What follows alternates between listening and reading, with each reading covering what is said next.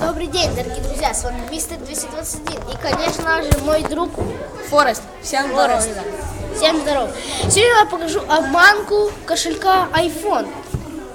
Какая здесь обманка, смотрите, это iPhone. Вроде кажется, что он кожаный, такой прикольный, да, на магните. У меня мистера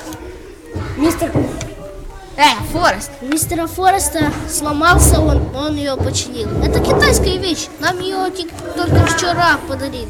Здесь сувениры китайские, деньги китайские, все китайское. Сувениры. Удобненький, Чина. Удобненький, но Чина. Да. Откуда он?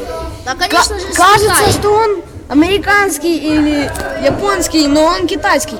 Да, а у меня еще круче кошелек. И посмотрите, нигде Чины нету, все нормально, все классно, кожаный, как надо, все есть. Ну, эти украинские гривны, мы еще когда были в Украине, мы их купили. А сейчас там и в Москве. И что? А потом еще в Питер маем ехать. Да. Но пока мы в Москве. Ну что, мы на этом будем заканчивать. С вами кто был?